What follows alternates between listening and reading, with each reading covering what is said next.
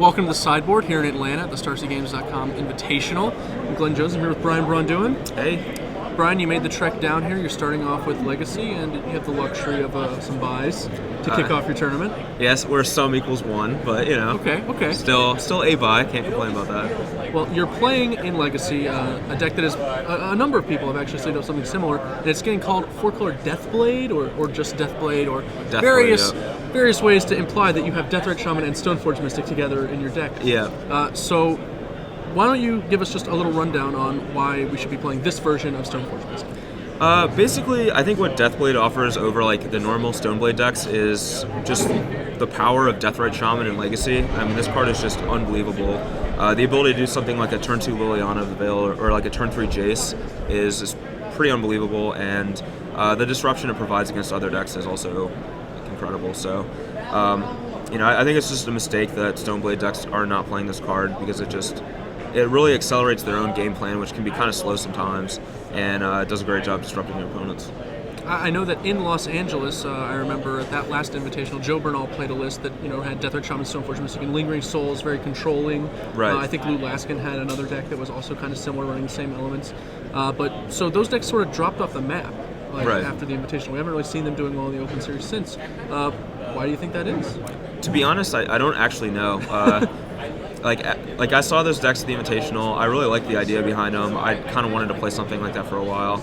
I have no idea why people stopped playing them. To be honest, I don't know. It still seems good. So.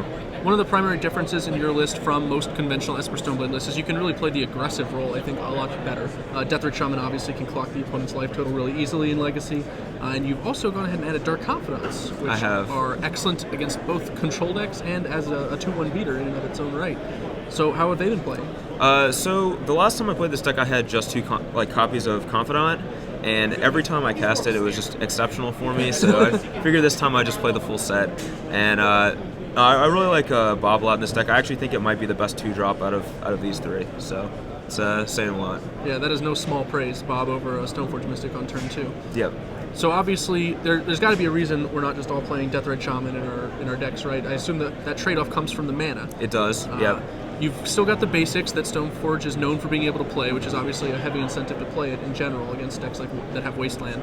But you've also got a lot of non-basics. You have to reach for your green and Tropical Island. How concerned are you with Wasteland breaking up your day?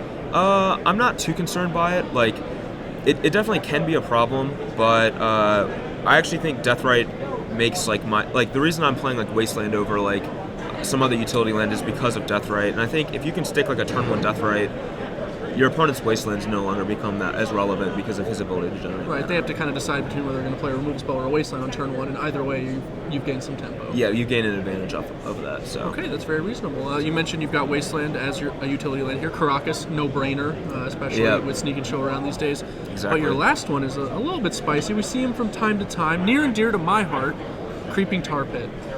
I think, Glenn, the reason you actually hit on this earlier is because Deathrite's such an aggressive card, it makes Creeping Tar Pit so much better, and vice versa.